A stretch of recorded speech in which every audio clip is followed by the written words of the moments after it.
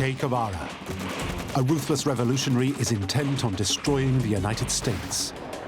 Che Guevara was a cold-blooded assassin. He had an unbelievable desire of killing people. In the 60s, he's causing mayhem in Bolivia to spark off revolutions throughout South America that will destabilize the area and threaten American interests. He has to be stopped. So the CIA turns to top agent Felix Rodriguez. I think it was very personal for Felix. He saw a lot of his friends die. His mission, capture Che Guevara and bring him back alive. Now, based on recently declassified documents, we can reveal the true story of this secret CIA assignment to hunt down one of the world's most famous revolutionaries.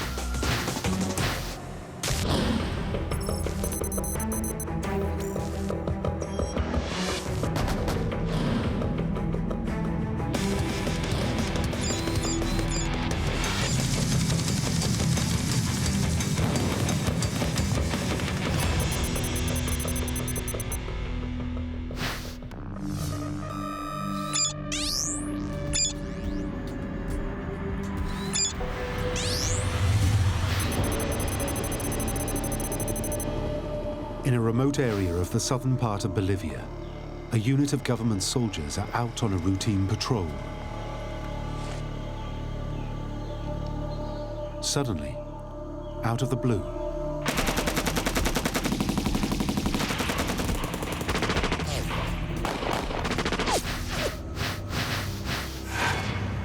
seven are killed. 12 soldiers are taken prisoner.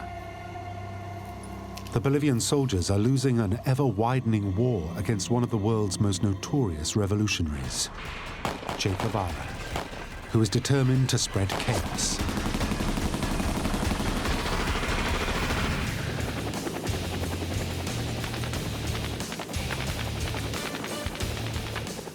Chay knows the current Vietnam War is tearing the US apart. His aim is to create similar confrontations throughout South America to drag them into it.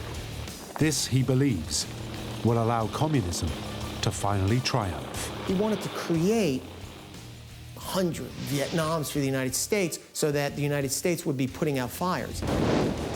He knew that the American public had no appetite to send troops all over the world. So that was his ultimate goal, bringing down America, which he believed was this imperial threat. He hated America. In 1961, Chay wrote, "The US is the great enemy of mankind. Against those hyenas, there is no option but extermination. We will bring the war to the imperialist enemy's very home, to his places of work and recreation. The imperialist enemy must feel like a hunted animal wherever he moves. Thus, we'll destroy him."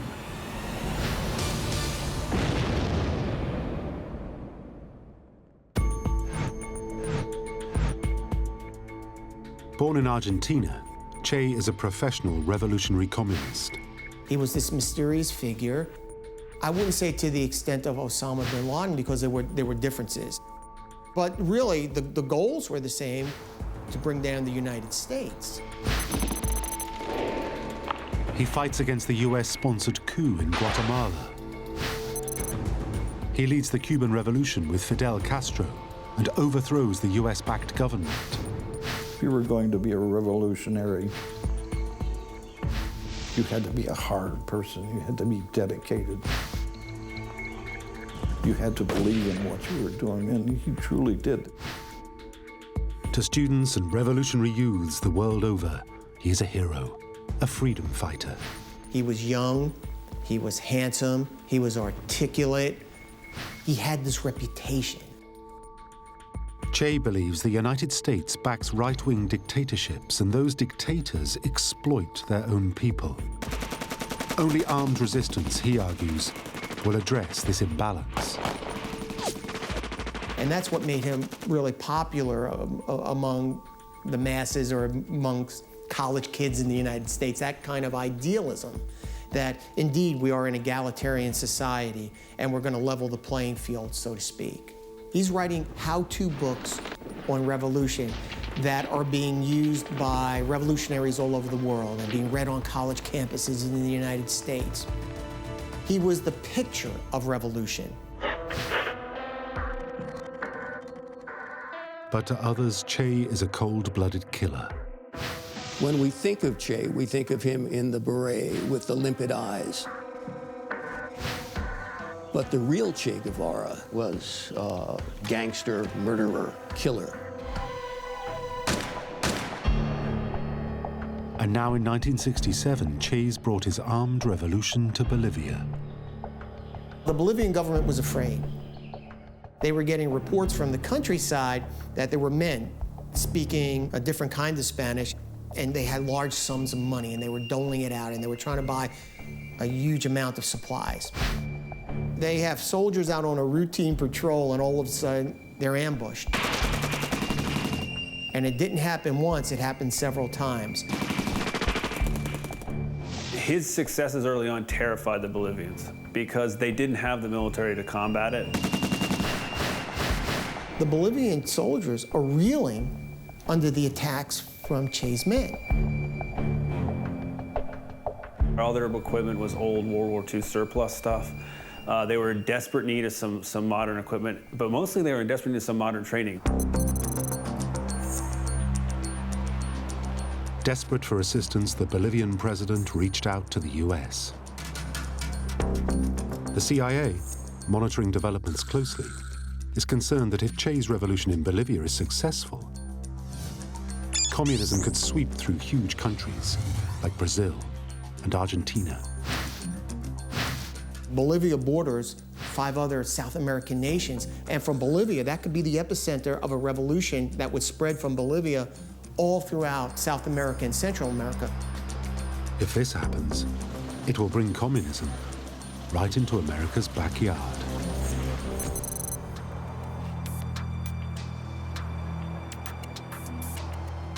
At first, the American response is cautious.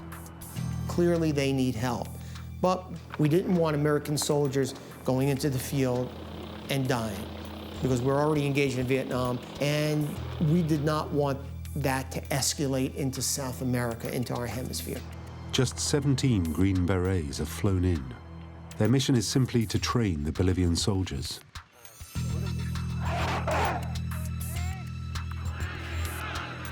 They are forbidden to fight against Chay's guerrillas directly, through fear of inflaming the situation. Chay was right. America really didn't want to be sucked into another big conflict.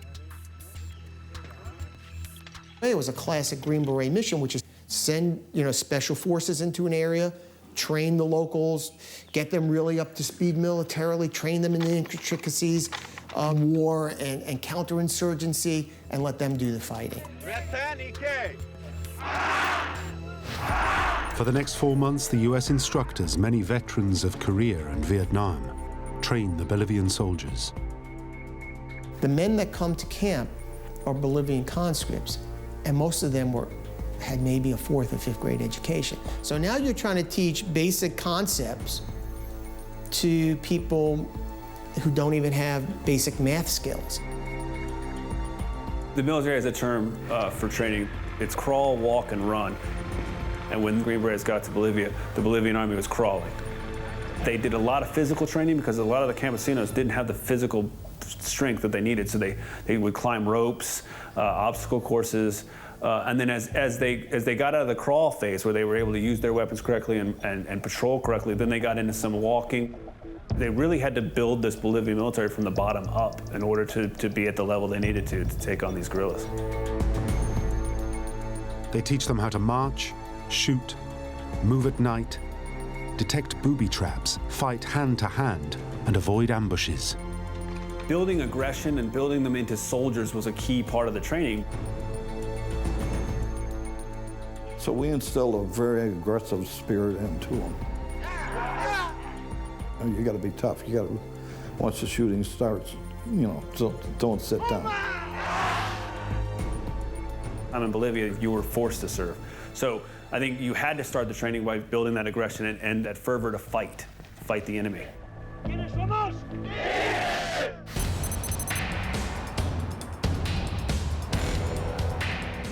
The problem facing Washington is not only are the Bolivian army poorly trained, but intelligence on the ground is virtually non-existent. Our intelligence network at that time wasn't great. We were so focused on the Soviet Union, we had very little intelligence on them. There was so much conflicting information, and that built into the whole myth of Chay, this boogeyman. And did he have hundreds of men, thousands of men? So the CIA calls in one of their top agents, Felix Rodriguez, to lead the hunt for Chay. 26-year-old Felix is the perfect man for the job.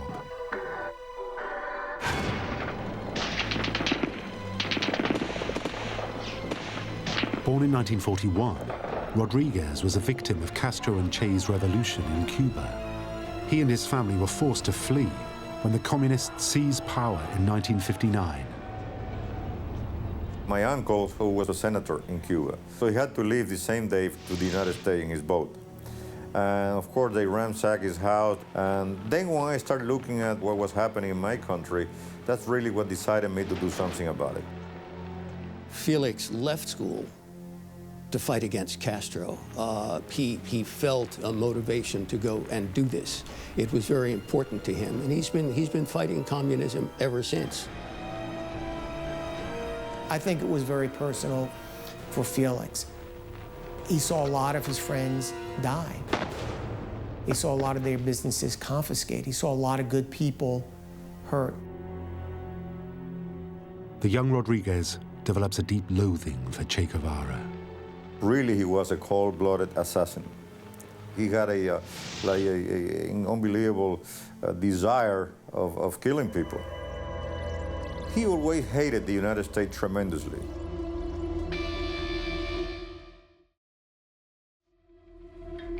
In 1967, Chay wrote an address from his Bolivian jungle camp expressing that hatred.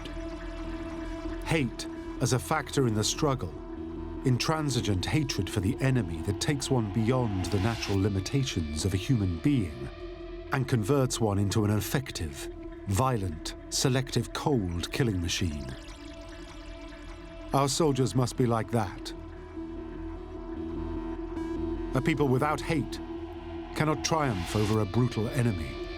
Our every action is a battle cry against imperialism and a battle hymn for the people's unity against the great enemy of mankind, the United States of America.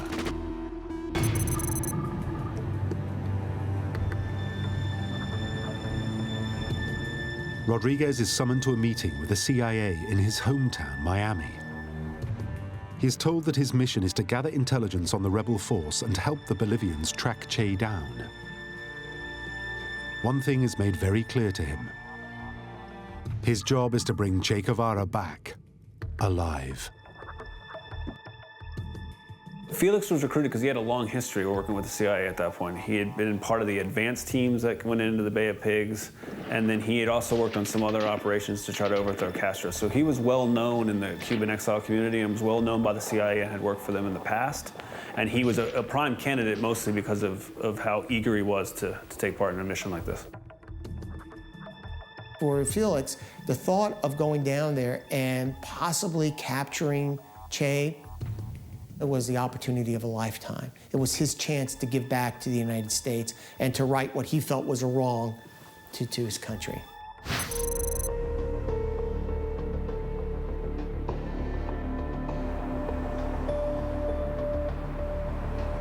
Rodriguez goes to Washington and moves into a safe house to prepare for the top-secret mission. It's standard operating procedure for the CIA to use safe houses in Washington. And the reason for that, obviously, was they didn't want people knowing about his mission.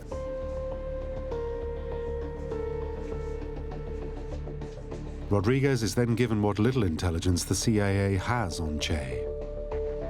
Some personal documents and photographs found in Chay's abandoned Bolivian camp, and statements from captured guerrillas and deserters of the rebel force. It is very important to be able to familiarize yourself with as much as you can with the guerrilla. You want to know exactly how they feel, the way they operate, and that's important when something happens in the field.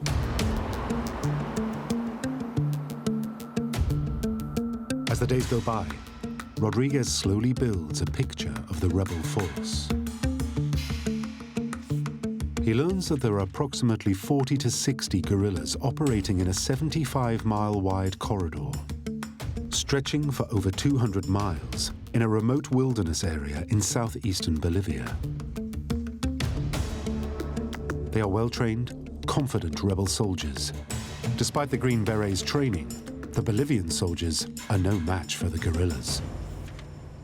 The captured documents that they found were key because they were the first thread that Felix was able to then pull on to try to track the trail.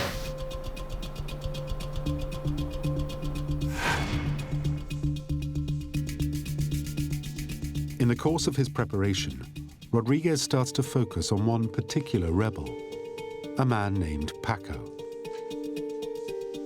Paco was a Bolivian who thought he was going to Cuba to study. Instead, his uncle takes him to Chay's camp and says, "You're not going to Cuba. You're fighting for the Bolivian Revolution." And he said, "What Bolivian Revolution?" Felix identified him as one of his key targets because it was easy to figure out his motivation. And I think a lot of times intelligence officers are looking for the people who have a reason to talk. And I think Paco's reason to talk was pretty simple. He was an unhappy guerrilla. Rodriguez now develops a plan. If he can find Paco, he can potentially turn him and gain information that would lead them to Chay.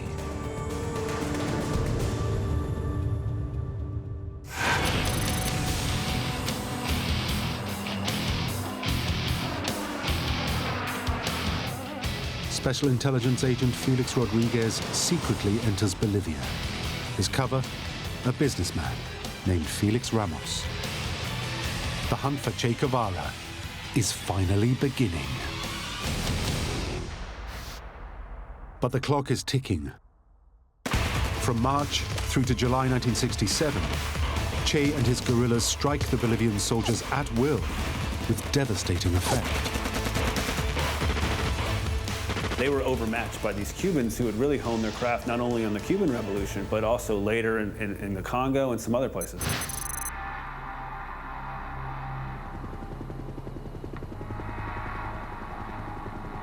Then Rodriguez hears news that Bolivian soldiers are searching land thought to be inhabited by Che's guerrillas. At first, when the Bolivians made a sweep of the property, they found some of the material they left behind, including pots on the oven that still had food in them. But one of the people there tells them, "Look, if you go back there are these hidden caves." 2 weeks after Rodriguez arrives in Bolivia, government soldiers make a spectacular discovery. Che's storage caves.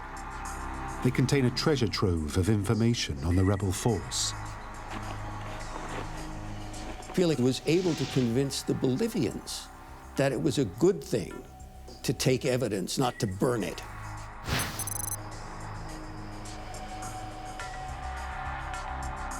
Back in his local CIA station in the Bolivian city of Santa Cruz, Rodriguez is presented with the guerrillas' documentation of their contacts in the country, deciphered radio messages from Cuba, and travel information with false names and photographs of the rebels.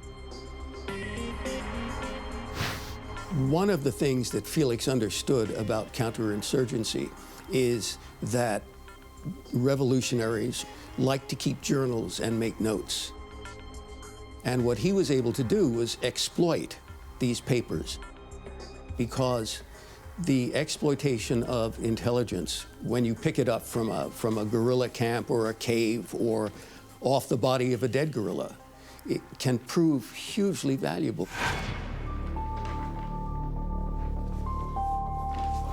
One of the documents taken from the guerrillas' cave is Che's passport. It reveals how he entered Bolivia disguised as a middle-aged Uruguayan economist in November 1966. Rodriguez spends hours combing through every wallet, photograph, notebook and scrap of paper recovered from the abandoned guerrilla cave. Chay was a prolific writer, so he loved to write, and he was very disciplined. He kept all of his details of the operation and all the contacts and all the notebooks in caves.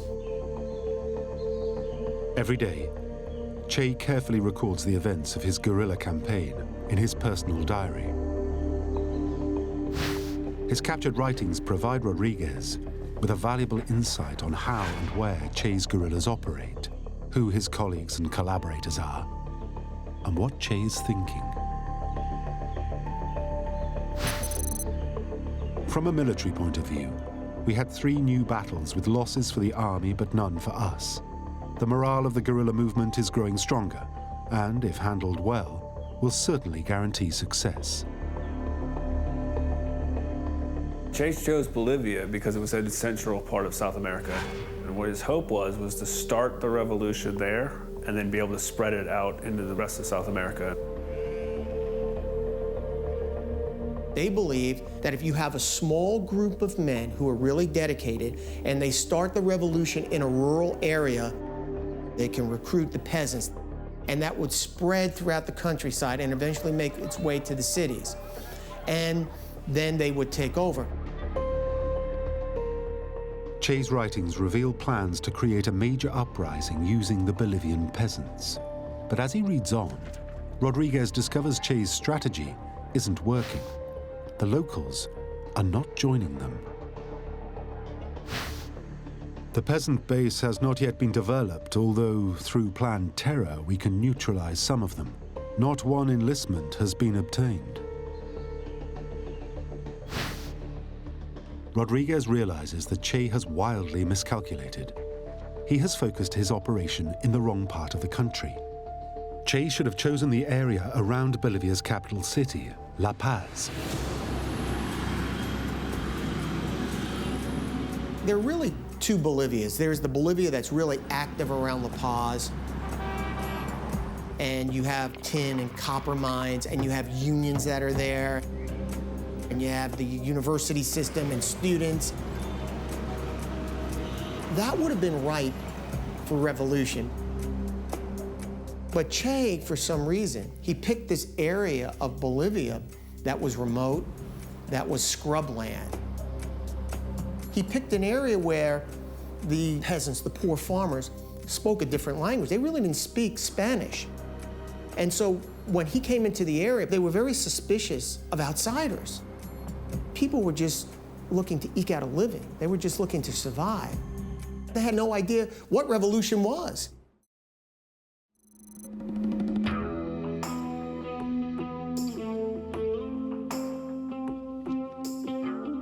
This is critical news for Rodriguez. He now realizes there is weakness. Chay's rebel force is not as large as originally suspected. Then Rodriguez's detective work uncovers another clue to Chay's operational plans. The guerrillas' account books. They show that all the funds for Chay's revolution passed through one person's hands in Bolivia's capital city, La Paz. The problem is, they have a photograph, but no name. Rodriguez realizes if he can track her down, he can cut Chay off from all his funds and communication. But who is she?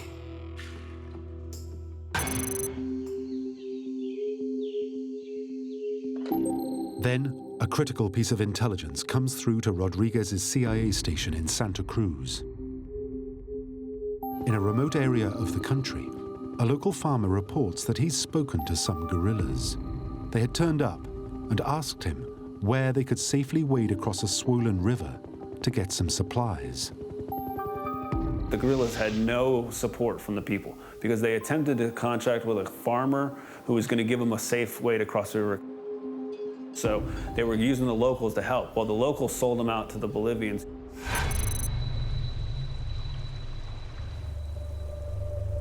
The Bolivian army now set a trap. They tell the farmer to put a white curtain on a tree to let the guerrillas know where it is safe to cross. During the early hours of the morning, Bolivian soldiers stake out the area.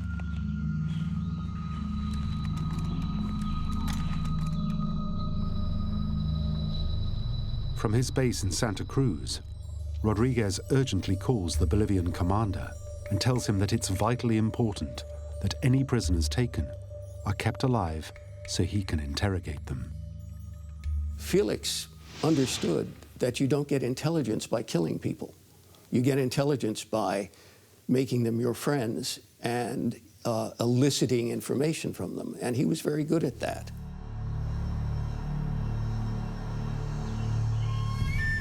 The Bolivian soldiers wait all day for Chay's guerrillas to show up. Then, as evening approaches, the guerrillas, guided by the farmer, begin to wade across the river at the agreed spot.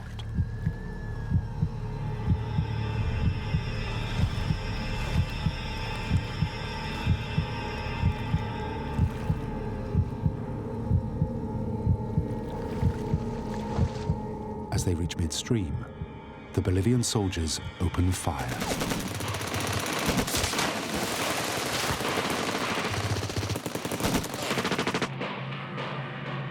Seven of Chay's guerrillas are killed.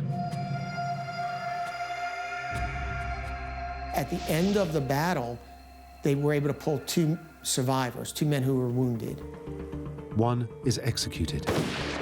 The other is identified as Paco, the man Rodriguez believes could be the key to getting to Chay.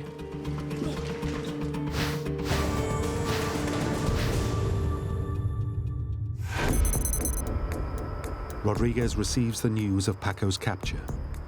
His worry is that the Bolivian soldiers will shoot him before he can interrogate him. That's why I interceded and told him this prisoner was very important to us. If you believe that the information we got from him is not worthwhile, I will never ask you for another prisoner. But please give this guy to us. And he did. Felix went to get him and flew him out and made this youngster realize that he was not going to be killed. And the relief must have been overwhelming because the other guerrillas were dead. He was wounded in 2 places. Not lethal, but he was wounded in here and in this place here, in these 2 places here. So I did pay for a nurse from a hospital to come over and to treat him. And we were able to save his life. Back in his base in Santa Cruz, Rodriguez can now begin the most important part of his mission. He can interrogate the person who he thinks could lead him to Chay. At first, Rodriguez plays the nice guy. He gives them clothes, he lets them, buys them magazines, he allows them to write letters home. And on the flip side, he starts building rapport with them just by talking to them. Little by little, Rodriguez gets Paco to open up. I could tell that the guy had a tremendous memory. He would cite the location where he was months before, and he could give you the address and the name of 15 people. And that's very unusual. After 2 weeks of interrogation, Rodriguez realizes the great revolutionary Chay is in even more trouble than he thought. From Paco, he was able to find out that this was a very fractured unit. There was a lot of infighting. There was no harmony. This was a dysfunctional revolutionary band. They didn't have enough food. They weren't able to scrounge from the people because the people weren't supporting them. What it did is it degraded his force to the point where they were really combat ineffective. A lot of the Bolivians wanted to desert and go back to their families. The Cubans were hardcore, and they said, no, you're not going to desert. And the Cubans basically took over. Thanks to Paco's information, Rodriguez now realizes that Chay's guerrillas are on the point of collapse. And he realized there weren't hundreds of soldiers out there.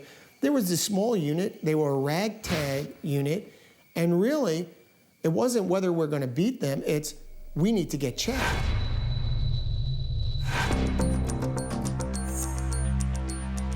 Rodriguez then decides to show Paco the photograph of the mysterious person who controls Chay's funding and communication network.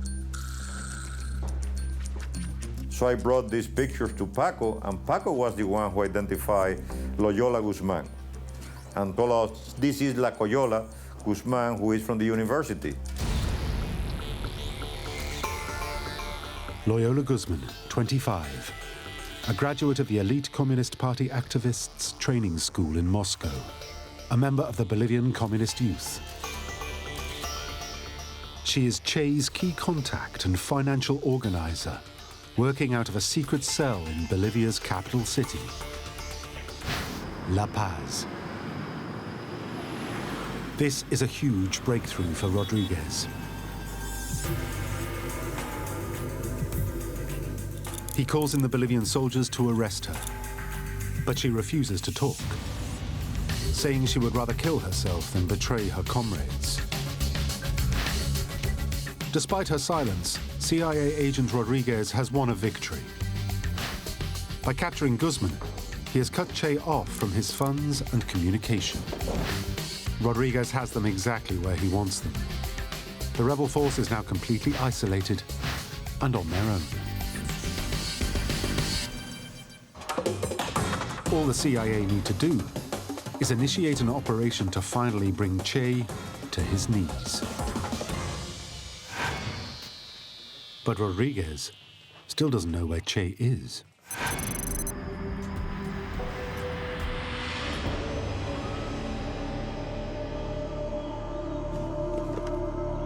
Then there's another breakthrough. Bolivian soldiers fire on a small band of guerrillas. 3 are killed. The 3 men are brought in on the back of mules. If Rodriguez can identify any of the dead men from his long study of this rebel force, he might have a clue to Chay's whereabouts. Rodriguez finds a driving license and documents. The names, he knows, are bound to be false, but they do contain photographs. Back at his CIA office in Santa Cruz, Rodriguez compares these documents to the information he's collected in his files. He is able to identify the 3 guerrillas. One, called Miguel, is captain of Chay's front column. One thing that Felix was a good detective. He was a good investigator. So at this point in the campaign, he knew every member of Chay's group. He knew how they moved. Chay divided his column into 3 sections, with groups of men traveling in the front, middle, and rear guard. Chay split his force into 3 that would march in certain intervals so that you would never caught all of them together. Rodriguez knows that Chay always moves in the protected middle column, just 1,000 meters behind his front men. Using the location of where Miguel is killed, Rodriguez is able to determine Chay's position. This is the breakthrough he's been waiting for. It is the critical moment. He now knows where Chay is. He's got to strike immediately. Rodriguez urgently calls the US Green Berets Command to release the Bolivian 2nd Rangers Battalion from training and send them in to combat Chay. I said, we are convinced that Che Guevara is in the area. At first, there was pushback. They said, they're still training. They haven't even had their graduation ceremonies yet. How are we going to send them out there? Felix argues that this is the last bit of training. This is the parade and the hand-holding of the medals, and it's not as important as what they know already. I said, we have to move the battalion right now. We want to get him. Rodriguez eventually gets his way. The Bolivian battalion are dispatched immediately to hunt Chay down.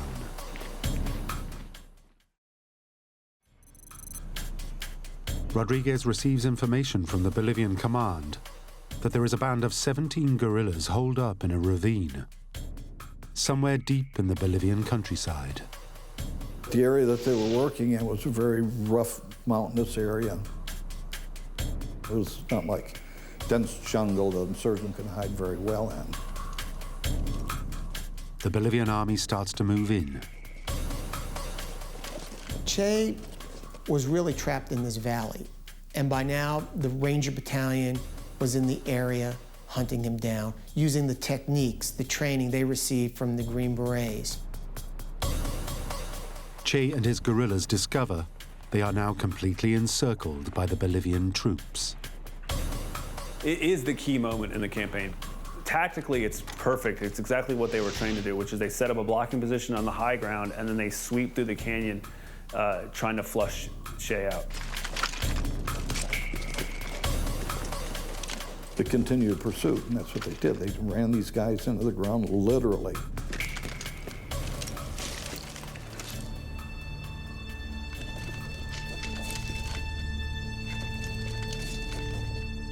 As the guerrillas try to escape, the soldiers, all recent graduates of the US Army Special Forces training camp, pick them off.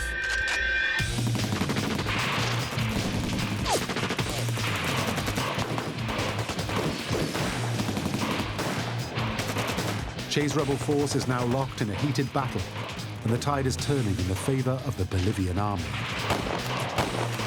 One guerrilla is putting up a fierce fight.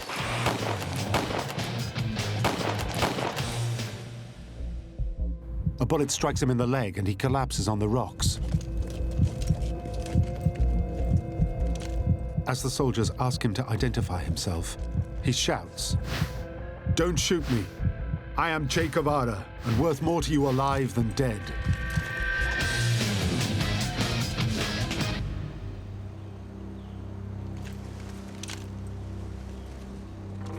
The wounded Chay is brought back to a small hamlet.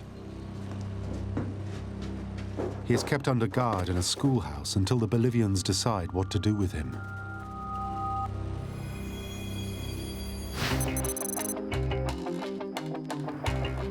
The news reaches CIA agent Felix Rodriguez in his station in Santa Cruz. When Chay was captured and we heard the news, you know, it was a tremendous feeling. Rodriguez now flies in to where Chay is being held.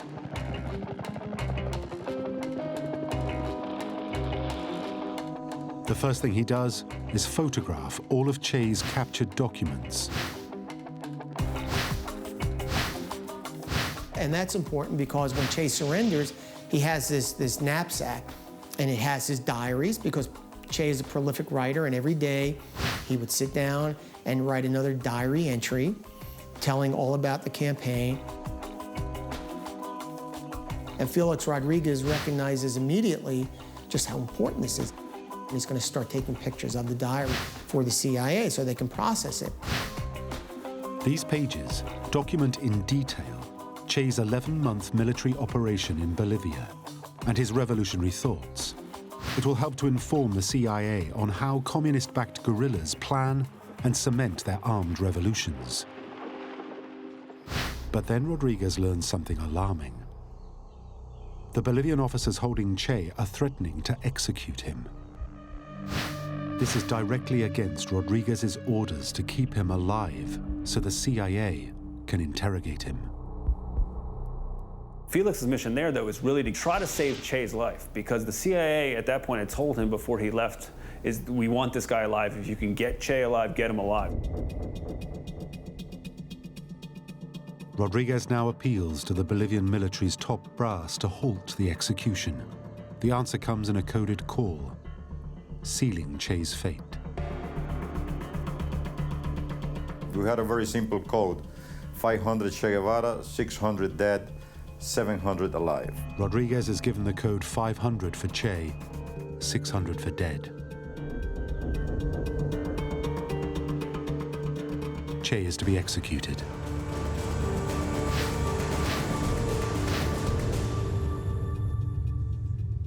Felix was conflicted because on one hand, he had his orders from the CIA to keep Chay alive. And now he was receiving orders straight from the Bolivians saying Chay was going to be executed. And so at first he thought, well, how can I get, how can we plan his escape? How can I get him out of here and smuggle him back? I reflected on it, and I thought could have tried to save his life. At the same time, I felt there was a responsibility I wasn't about to take. I believe that letting history run itself was the best thing that could have happened. So at that point in time, I thought there's not much I can do anymore. Rodriguez enters the schoolhouse to give Chay the news.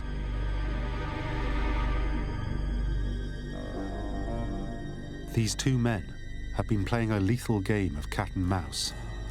And now, the final confrontation. Chay would talk to no one. He would not be talked to, but he talked to Felix. And the question has always been why.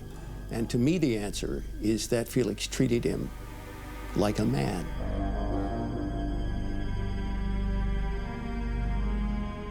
I looked at him and said, "Commander, I'm sorry.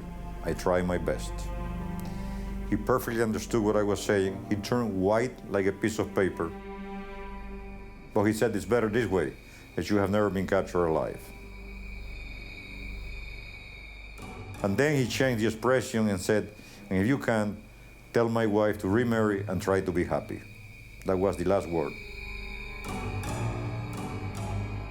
What is interesting about his face-to-face confrontation with Che Guevara is exactly how against type it was. This is a man who he considered scum of the earth, who he considered a murderer, a sociopath, and yet he treated him with great compassion. He treated him as an equal. We looked at each other, he approached me, we shook hands, and we embraced.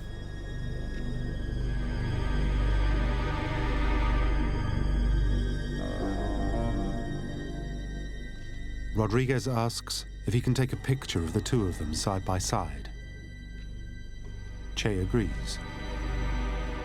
I gave my camera to the pilot, and I stood next to him, and some soldiers next to us put my hand around him and said, "Commander, look at the little bird." And he laughed. It's a Cuban saying, "Mira el pajarito," when you tell that to kids, look at the little bird. Actually, when I gave the film to the CIA, I told them there's a picture of Chay with me laughing. Of course, when he saw the picture was going to be taken, he changed the expression. This is the last picture taken of Chay alive. Now the moment has come to carry out the orders from the Bolivian High Command. Rodriguez briefs Chay's executioner, a Bolivian soldier who has volunteered to shoot Guevara. Executing Chay without a trial is illegal, so Rodriguez orders the soldier to make it look like he has died in battle. Don't shoot from here up, shoot from here down, because this man's supposed to die from combat wound. 39-year-old Che Guevara then says his last words. "I know you've come to kill me. Shoot, coward. You are only going to kill a man."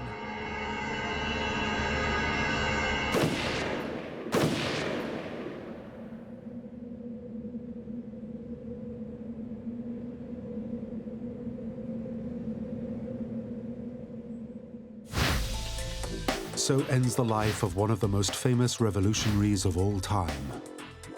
The man who set out to overthrow US-backed governments and destroy America lies dead. Che Guevara was a charismatic, provocateur, revolutionary, gangster, murderer who's hugely unsuccessful in Bolivia. And I think he met the fate he deserved. Chay's body is flown to a local town where he is laid out for public display. It's a message to everyone. Revolutionary terrorism will not triumph.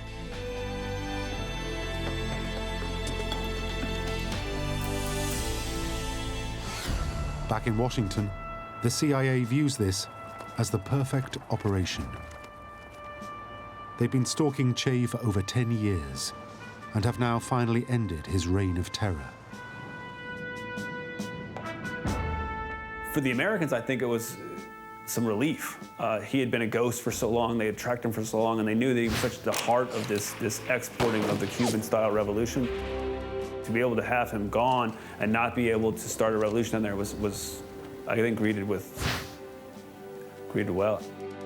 High on the list of CIA successes is the way Rodriguez broke new ground in Bolivia with his pioneering investigative techniques. I think that his insistence on keeping Paco alive, I think the way he exploited intelligence, I think the way he elicited information, the way he dealt with the Bolivians on a one-to-one basis made it possible for them to do the capture that they did. Felix's mission in Bolivia was to help track down Che Guevara. The way he went about it was revolutionary. And I think it set the course for counterinsurgency in the ensuing decades. It was a blueprint for everything that's done right and continues to be done right to this day. A lot of the techniques are still being used, especially in Afghanistan. 6 weeks after Che's capture, Rodriguez was back in South America training an elite Ecuadorian intelligence unit in the anti-terrorism techniques he had perfected in Bolivia. Argentina, El Salvador, and Lebanon followed.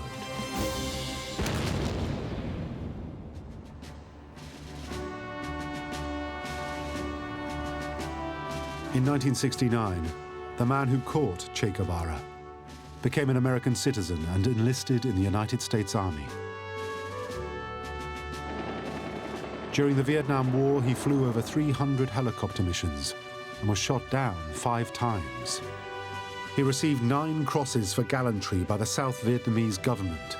And during his career with the CIA, Rodriguez was awarded the Intelligence Star for actions of extraordinary heroism. But despite all this, Rodriguez will always be remembered for his CIA mission to hunt down Che. You know, I was 26 years at the time, 26-year-old. I have done a lot of other things that I consider probably more important, but for one reason or another, this is the one who have become more famous because of the figure of Che Guevara.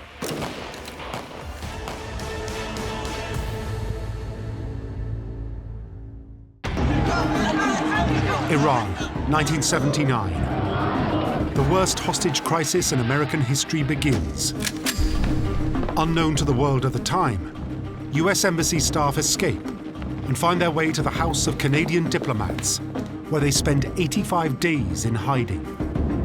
The longer that we were in hiding, the more the potential was that we would be found. When the Central Intelligence Agency learn of the Americans on the run, they assign one of their top escape agents, Tony Mendez, to get them out. He comes up with an extraordinary plan to walk the diplomats out of Iran in broad daylight, posing as a Hollywood film crew. It was a perfect example of truth being stranger than fiction. The CIA now pushes its tradecraft to the limit as they set out to disguise and train 6 ordinary Americans in the art of escape. This is the real-life story of what would later become an Oscar-winning Hollywood sensation. But what isn't in the Hollywood version are the extraordinary details of an operation the CIA kept hidden away in classified files until now. It's the secret story of how the CIA fooled everyone.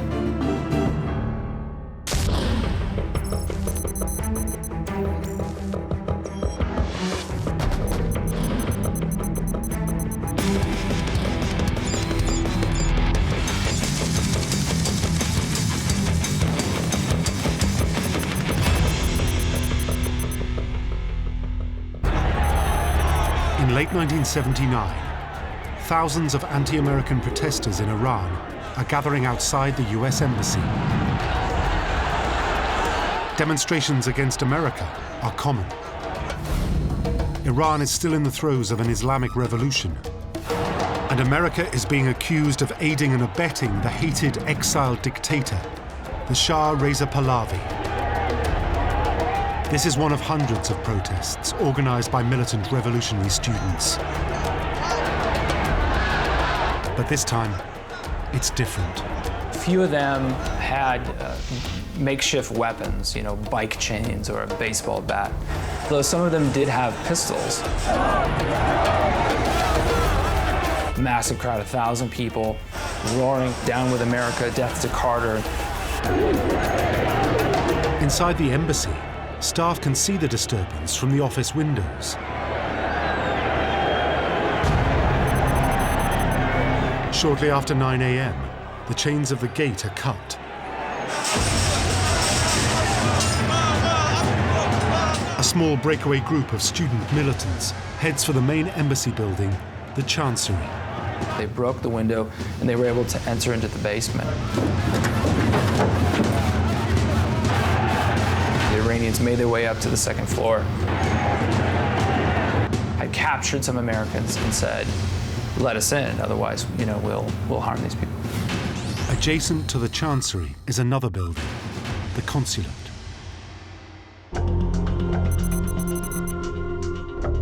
Inside, there are more Americans. One of them is Mark Lyjek. We started hearing kind of a hubbub coming from the waiting area. People talking about demonstrators roaming inside the compound. Mark Lyjek's wife, Cora, is also in the consulate. We did hear footsteps on the roof, and we thought that maybe somebody was going to try to get in and find access into the building, so that was a bit scary. All the lights went out. Apparently the demonstrators had gotten into the power station and cut off the power. Someone threw a brick or a rock through the window, and the Marine went running in and saw a guy climbing up a ladder.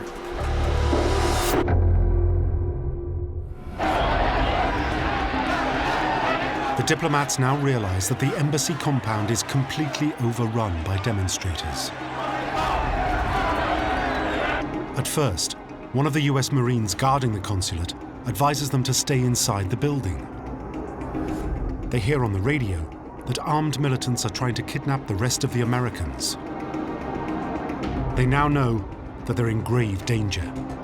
They must escape fast. They realized that the Chancery had been broken into and that they really couldn't hold out any longer. They're advised to head to the nearby British embassy with the help of a local Iranian guide.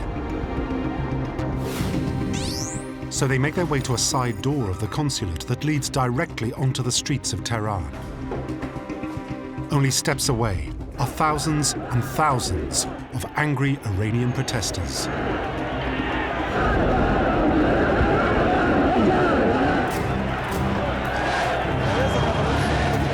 Among the first out are Mark and Cora Lyjek. When I first left the embassy, I was certainly nervous. I felt very conspicuous. We were trying not to stand out. We were trying to blend in with the people that were walking away. Step by step, trying to get away. They are followed by Joe Stafford,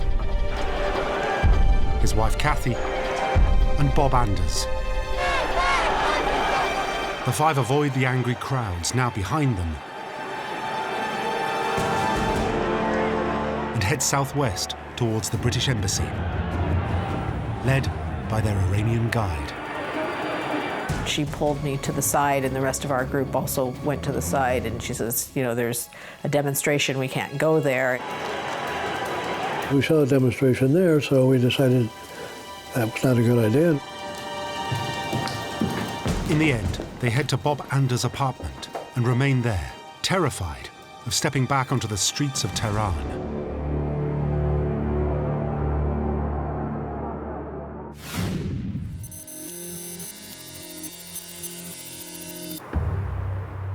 In Washington, while the embassy crisis is unfolding, it's still the early hours of Sunday morning.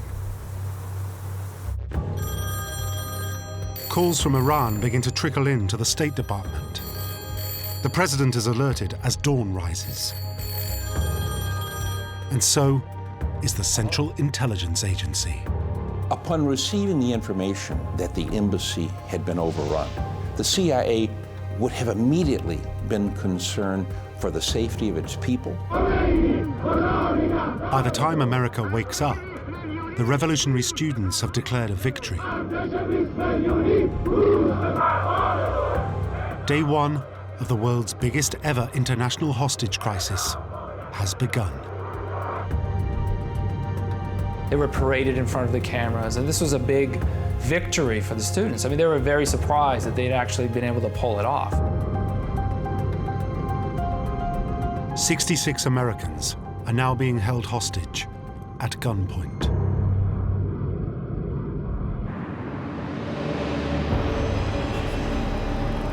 At this stage, the CIA have no idea that there's a group of diplomats on the run. We felt very dangerous, a very dangerous situation. What happens next is not portrayed in the Hollywood movie.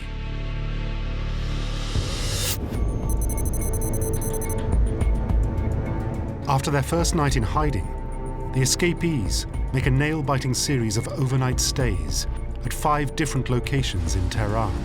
This includes the British ambassador's residence. This takes place over 6 grueling days. They're literally going from house to house to house. The most terrifying time was either Wednesday or Thursday night. All night long, the local watchman kept blowing a whistle about every 10 or 15 minutes. Our nerves were raw. The 6 days that we spent on our own was the scariest time.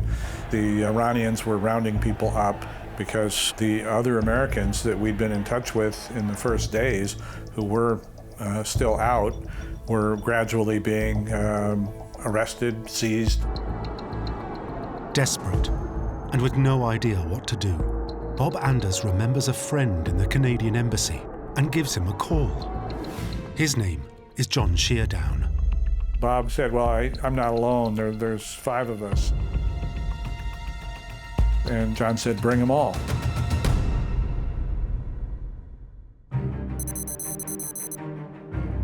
Six days after they first step out of the US Embassy onto the streets of Tehran, the escapees finally reach the Canadian house. With their fellow Americans held hostage at gunpoint, they themselves are now effectively fugitives at large in Iran. Terrified of being caught, confused about what to do next, and exhausted, they now have just one hope: rescue by the CIA. I had the sense anyway that Washington had sort of forgotten about us.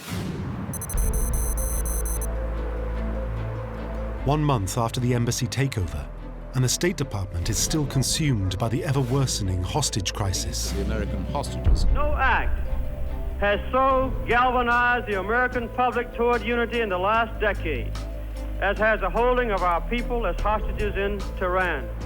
While State Department staff grapple with how to deal with the embassy, they also become aware of the 6 escapees through information sent from Canadian officials in Tehran. The State Department turns to the CIA.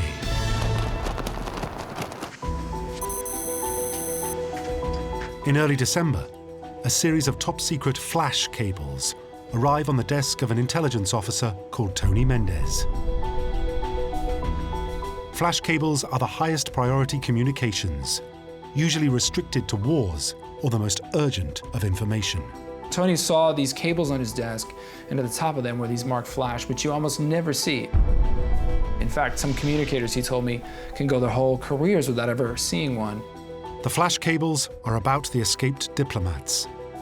On December 10th, when Tony heard that there were 6 Americans stranded outside the embassy, immediately his mind would have kicked into gear.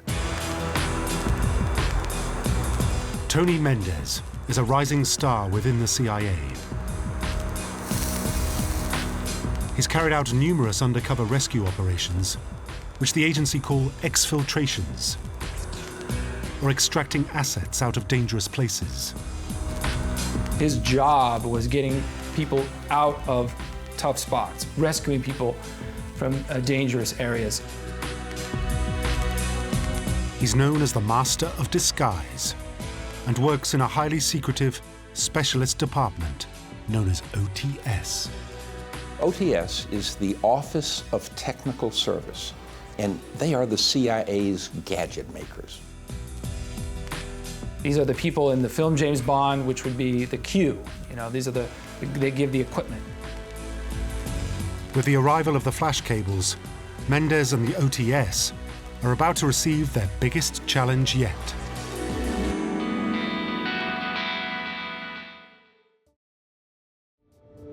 Mendez is called to a meeting at the State Department. They discuss what they thought they should do to help rescue these people. Tony immediately sort of let them know that they should let him and the experts at the CIA worry about this. And they did.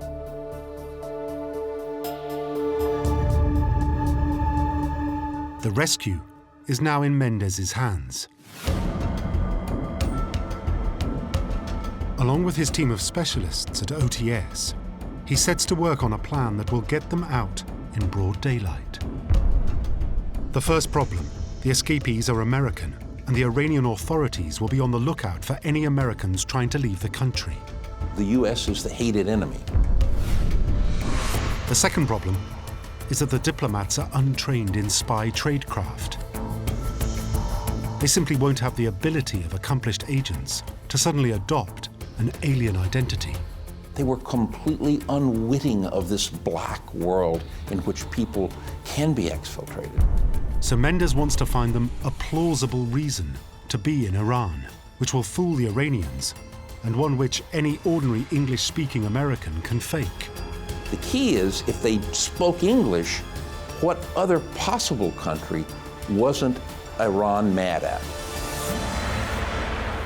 The answer, of course, is Canada. Mendez has a hunch that Canada offers the diplomats their best chance. But he's worried that the Canadian government won't break its own protocol and issue citizens from another country fake passports. Unfortunately, the Canadians had a law that said, you know, you can't just give out passports to anybody. The foreign minister, along with the prime minister, got together and they were able to sort of circumvent the parliament so that they could pass this exception to their laws. With the Canadian passports secured, next, Mendez now needs a cover story. He wanted to create a story that was so unbelievable, so crazy and over the top that no one would believe that it was fake.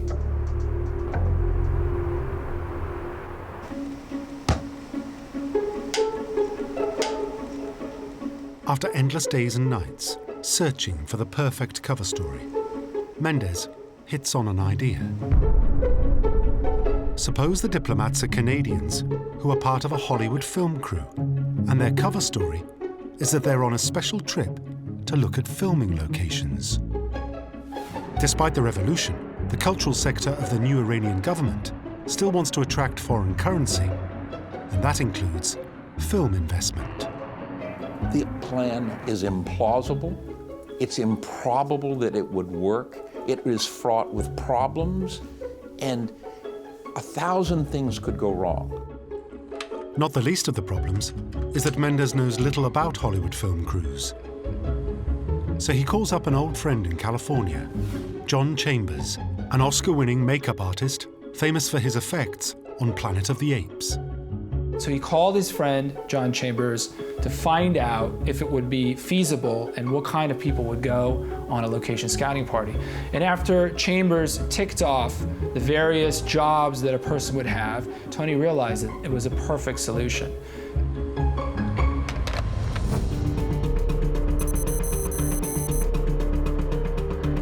Back in Iran, the escapees are following developments in the ongoing hostage crisis at the US Embassy. We had an old television, so we did see some footage of the hostages. blindfolded and being led around. You know, they're completely helpless at the mercy of this crowd of people around them pushing them out, and that was pretty scary. The diplomats have been joined by one more, Lee Schatz, another American working at the embassy, whose escape had been engineered by the Swedes. The 6 are now known as the house guests, after living with the Canadians for what, by Christmas, is now well over 40 days. The longer that we were in hiding, the more the potential was that we would be found. Day by day, the danger for the house guests is increasing. Odds are that sooner or later the diplomats will be discovered and turned over to the authorities. It's now a race against time.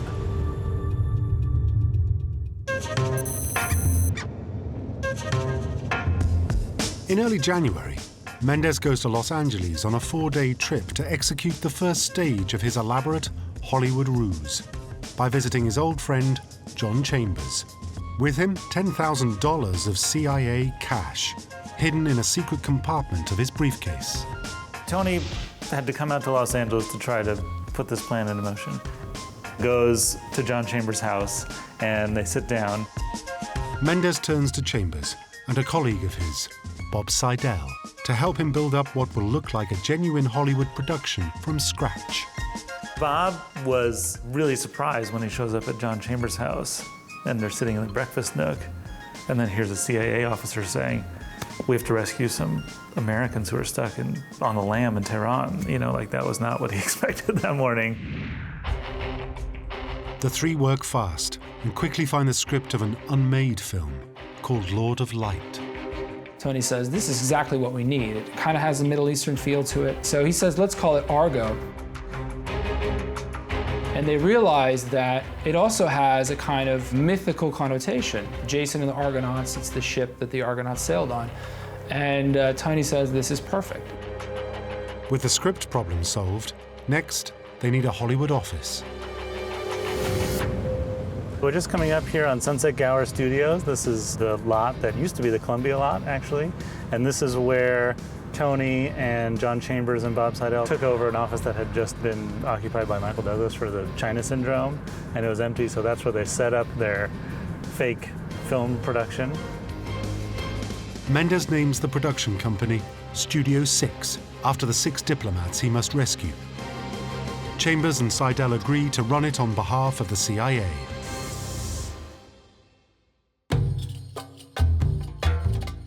While in California, Mendes also turns his attention to the minutiae of the operation, collecting what the CIA call pocket litter.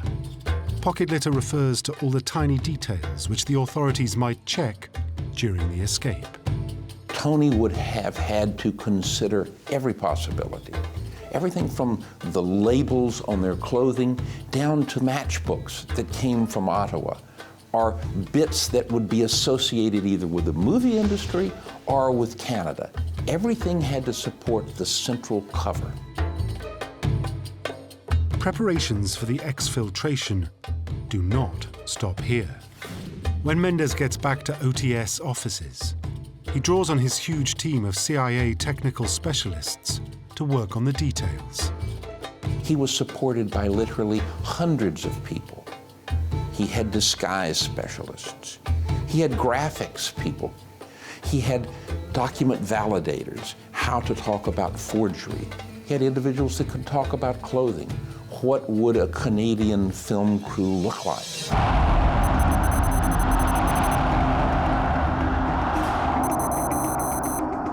Back in Iran, the house guests have now been in hiding not for days, but months.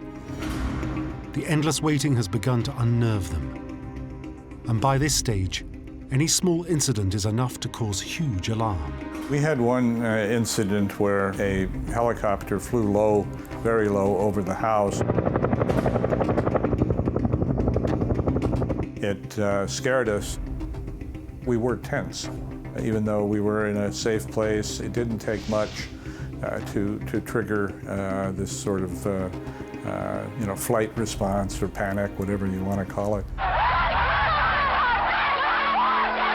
Fear, paranoia, and frustration. Their combined effect begins to wear down the mental state of the trapped diplomats. Their worries are well-founded. Inside the US Embassy, the hostages are being mistreated, even being subjected to terrifying mock executions.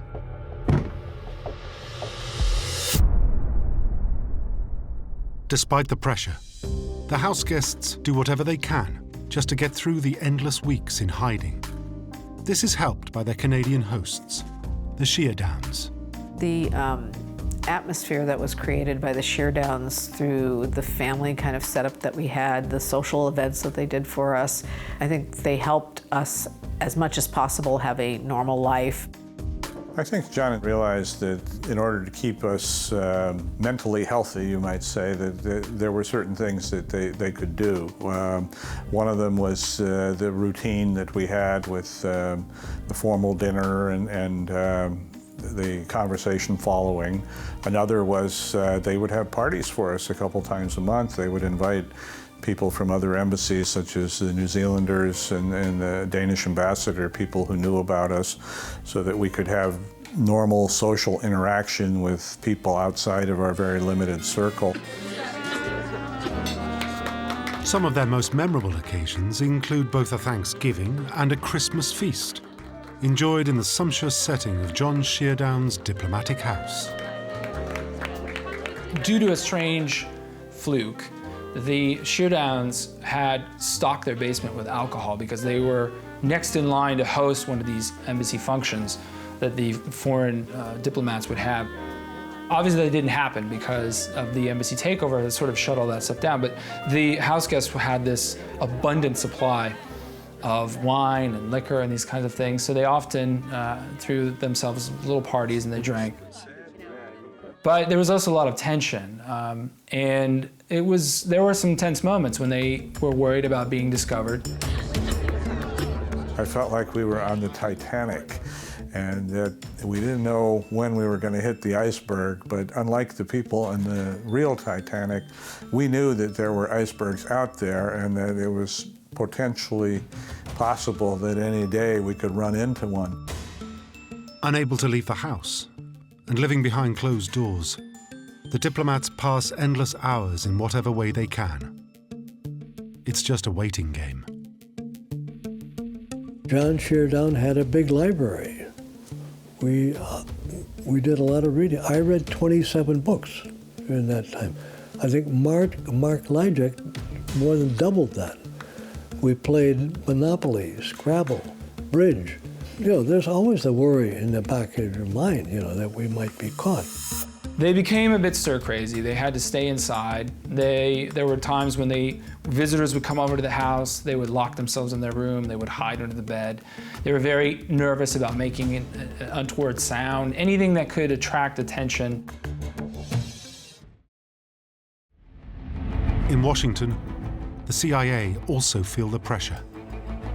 Mendez sets a date for the exfiltration, January 25th, 1980. The risks are so great that rather than send another agent, he'll go there himself. He selects a colleague, codenamed Julio, who speaks Farsi, the language of Iran, to travel with him. The CIA are also in contact with the Canadian ambassador, Kenneth Taylor, who has been protecting the house guests since the start. Soon Mendez will meet them all face to face, and their freedom will pass from the hands of the Canadians to those of the CIA agents. If it all goes wrong and fails, then ultimately their own lives could also be on the line.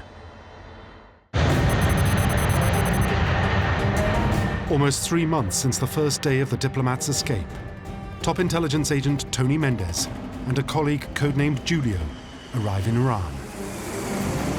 Most of this time, the Canadian ambassador has been in secret communication with the CIA and knows they're coming.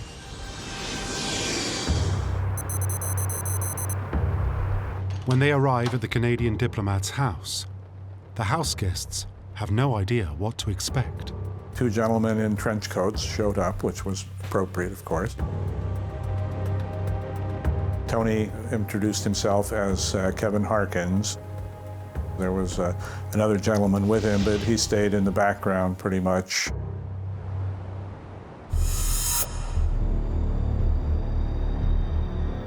The man who calls himself Kevin Harkins, in fact, Tony Mendez, immediately begins to assess the diplomat's mental state after 80 days in hiding.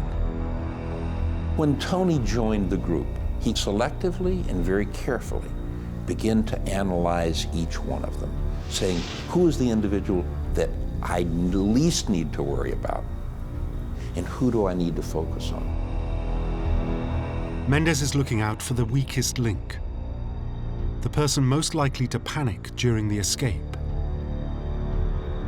The house guests are also making an assessment of their own. Can this man really get them out of here?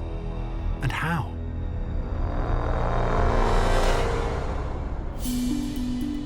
When Tony offered the Hollywood scenario, I liked it immediately. They set up an office in Hollywood, and everyone had their business card. And here's mine right here. The Argo plan impresses most of the house guests, but not all of them are immediately convinced. I got to admit, I was taken aback by it because it's not something I'd been thinking about for the last 3 months. The challenge for Mendez is to open the diplomat's eyes to an entirely new illusionary world of falsity and pretense. They must somehow come to terms with playing Hollywood characters that don't exist, except in the eyes of the Iranians. So Mendez plays a small conjurer's trick on them to get them thinking about the deception they'll have to perform themselves to escape. So he comes in and he performs this little parlor trick that he does with 2 corks. He holds them in his hand, kind of forming 2 Ds, and he magically separates them, making it look as if one cork has passed through the other.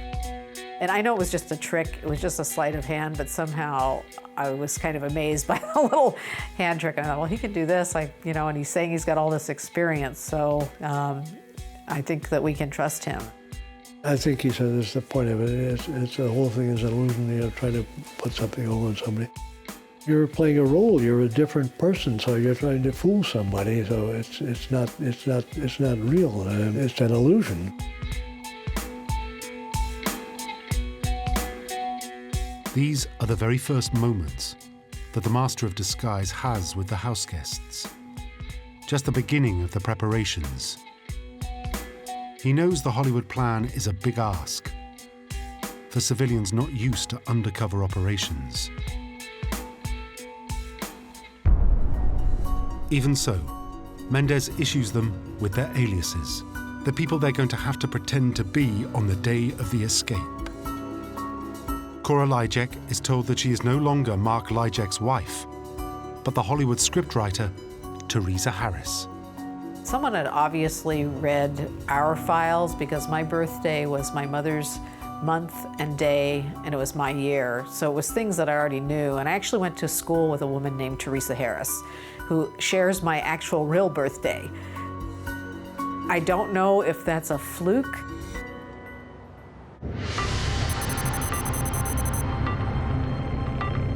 The next day, CIA agents Tony Mendez and Julio drive through Tehran to the Canadian embassy. Here, they have to perform a critical piece of CIA tradecraft, forging the travel documents of the 6 escapees. Watched by the Canadian ambassador, Kenneth Taylor, Mendez forges the travel documents. He needs to create a record of these false identities having entered Iran. And he'd have had a number of tools. He would have had, of course, a magnifying glass. He would have had a forger's kit. And he would have used what's called the forger's bridge, which is a way to rest his hands on the document that don't smear the ink, but allow him to put in the final details. If they look too perfect, there's something wrong with them. But if they're too haphazard, they may not be believable. To match the ink used by the Iranian authorities, Mendez uses an ink pad supplied by the CIA. but it has dried up and doesn't work. Now, here is where the artistic side of Tony comes in. He walks over to Ken Taylor's liquor cabinet. He selects a scotch with a high octane quality. He pours some scotch onto the pad. And sure enough, they come out perfectly.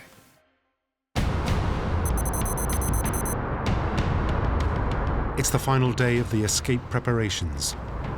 Tomorrow, they will head to Tehran's airport and try to flee the country.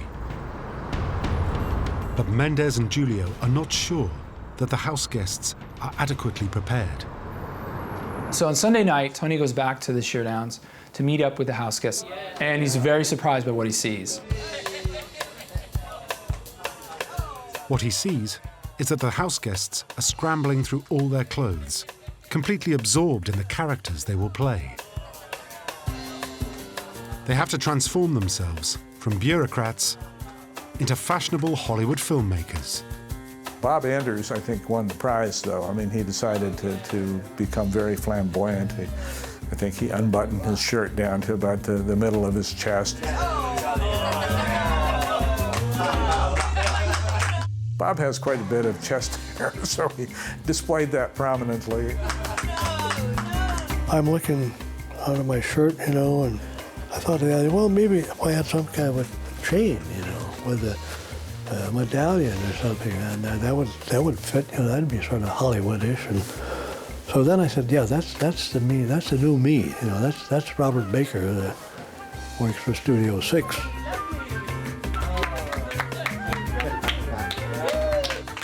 The house guests begin to enjoy playing their flamboyant Hollywood characters. But Mendez is still concerned that they haven't yet taken on board the full gravity of the escape. So with the help of Roger Lucy, a colleague of the ambassador, he decides to put them through a mock interrogation. And he took it very seriously. He actually wore these leather boots, he had a camouflage jacket, a little swagger stick. And he got right in their faces. Roger, well, he was playing his role as the interrogator. He was playing it to the hilt, so he gave him some kind of a very serious threat. I forget exactly what it was, but something like he was going to be taken away and probably executed. And this gave us all a little start. You know, said, well, yeah, have to take this thing seriously, you know, and it's not just a game that we're playing.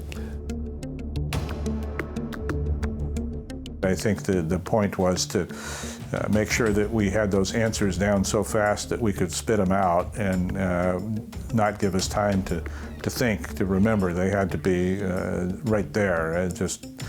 We had to be able to recall them immediately, and it was effective, I think.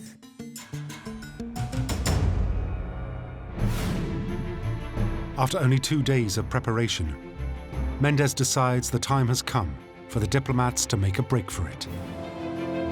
If he's right, it could be their ticket out. But if he's wrong, their freedom, even their lives, could be on the line.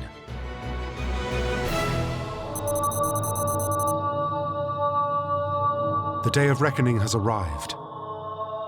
Once the group enters the airport, there will be no turning back. This was the moment of truth. He knew that this was life or death.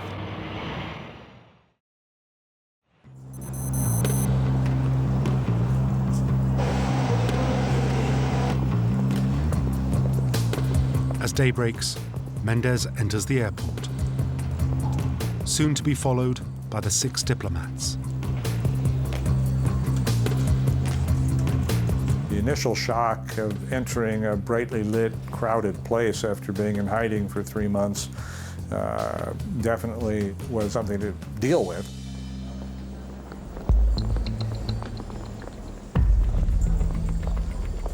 After checking in their bags, they face their first big test, getting through passport control. But right from the start, it looks like it could go wrong. Lee Schatz breaks away from the house guests and their agreed plan.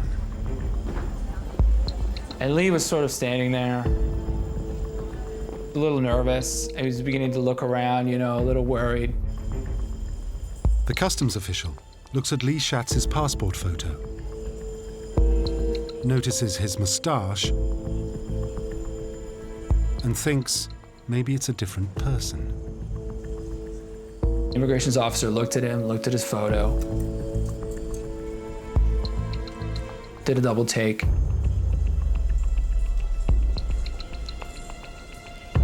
And then took his passport and left and went into a back room.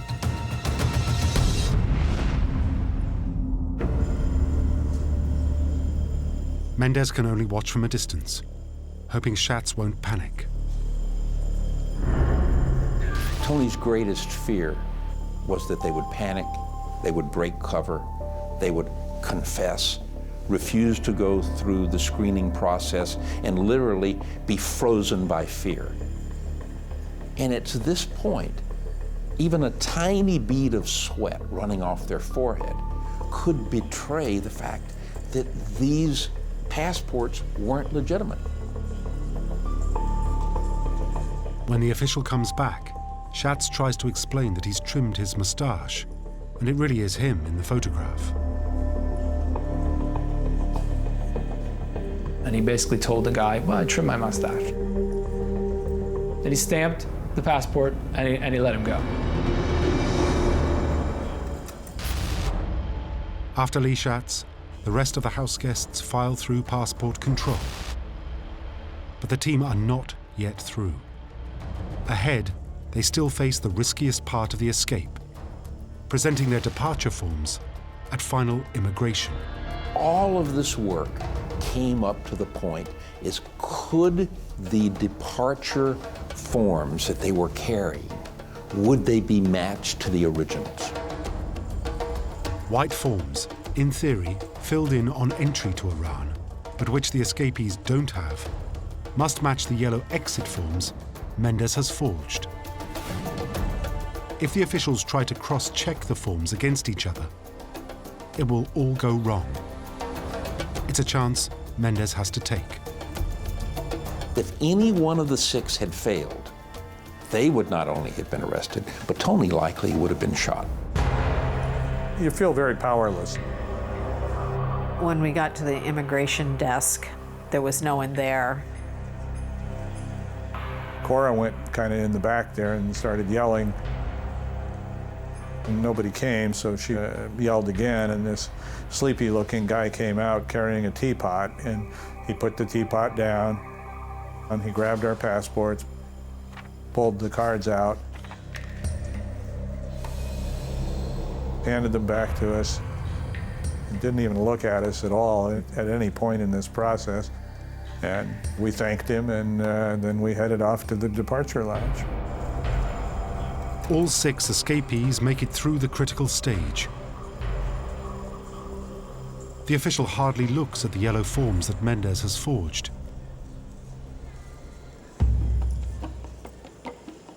The house guests now assemble in the departure lounge, waiting for their flight call. Then, bad news. We are sorry to inform you that Swiss Air Flight 363 will be delayed due to mechanical problems. Something always happens unexpected. And in this instance, it does. The flight is delayed. The delay means that their chances of being found out are now increasing.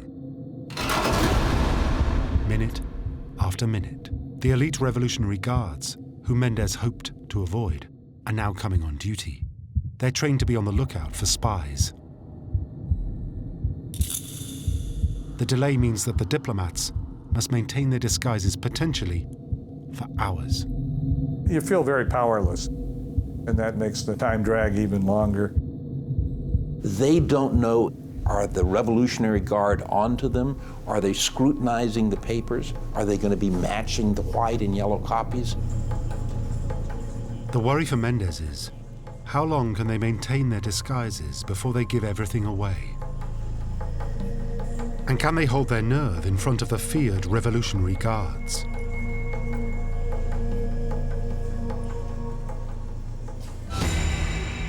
longer we were there, the greater the chance of somebody recognizing any one of us.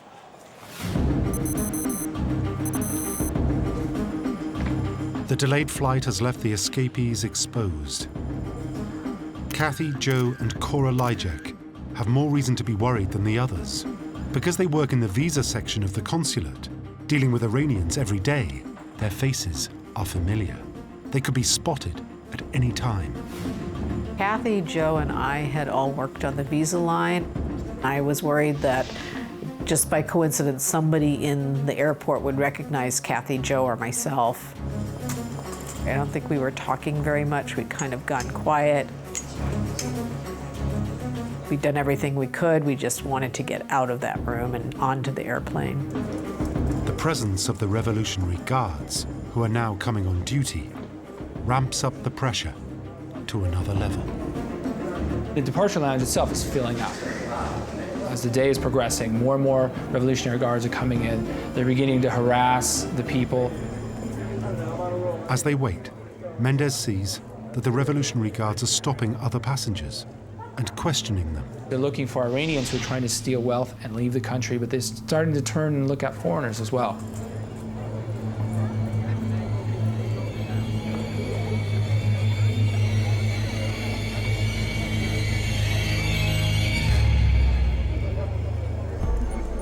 After years of carrying out undercover exfiltrations, Mendez knows that it's in these unexpected moments that the escapees are most likely to panic. They have already begun to make their first mistakes. For Mendez, this is nerve-wracking. One of the people in the group really didn't want to leave. He felt we were abandoning the hostages. He never really got into the story and the role.